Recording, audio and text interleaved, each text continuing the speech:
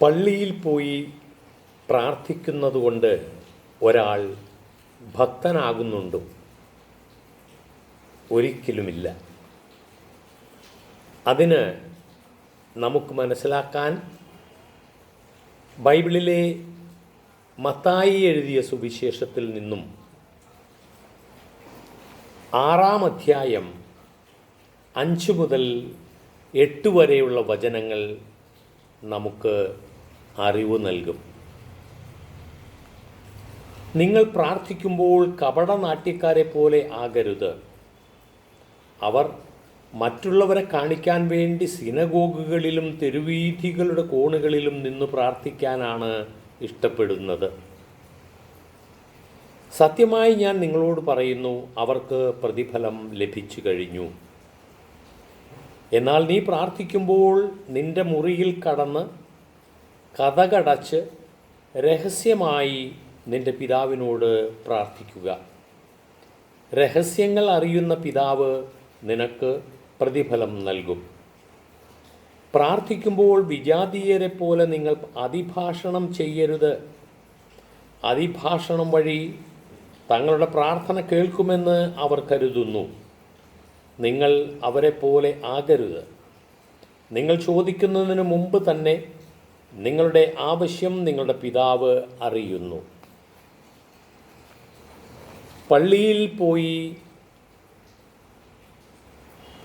ബലിയർപ്പിച്ചതുകൊണ്ട് ആരും ഭക്തരാകുന്നില്ല. നിന്റെ മുറിയിൽ കയറി കതകടച്ച് നിന്റെ ദൈവത്തോട് പ്രാർത്ഥിക്കൂ എന്നാണ് യേശുനാഥൻ പറഞ്ഞിട്ടുള്ളത്. എന്താണ് അതിൻ്റെ അർത്ഥം? നമ്മുടെ വീട്ടിൽ തന്നെ കയറി മുറിയിൽ കയറി കതകടച്ച് പ്രാർത്ഥിക്കണമെന്നതല്ല. പിന്നെയോ നിന്റെ ഹൃദയത്തിൻ്റെ വാതിലുകൾ അടയ്ക്കണം. അഥവാ നിന്റെ ബാഹ്യ ചിന്തകളിൽ നിന്നും നീ മുക്തനായി നിന്റെ ദൈവത്തോട് പ്രാർത്ഥിക്കണം. മറ്റുള്ളത് ദേവാലയങ്ങളിൽ പോകുന്നത് ബാഹ്യപ്രകടനം മാത്രമേ ആകുന്നുള്ളൂ. അത് നമ്മുടെ വിശ്വാസം മറ്റുള്ളവരെ കാണിക്കുന്നതിന് വേണ്ടിയുള്ള ഒരു അടയാളം മാത്രമാണ്. പോകുന്നതിൽ തെറ്റില്ല. പക്ഷേ നിൻ്റെ ഹൃദയത്തിൽ യേശു ഉണ്ടോ? നിൻ്റെ ഹൃദയത്തിൽ യേശു പഠിപ്പിച്ച വചനങ്ങൾ ഉണ്ടോ? അതാണ് പ്രധാനം.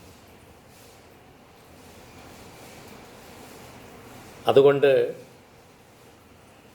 മത്തായിയുടെ സുവിശേഷം 6-ാം അധ്യായം 5 മുതൽ 8 വരെയുള്ള വചനങ്ങളിൽ പറയുന്നത് പോലെ നാം യഥാർത്ഥ ഭക്തനാം, യഥാർത്ഥ വചനങ്ങൾ അനുസരിക്കുന്നവനും ആയിത്തീരണം. ഏവർക്കും സമാധാനമുണ്ടാകട്ടെ.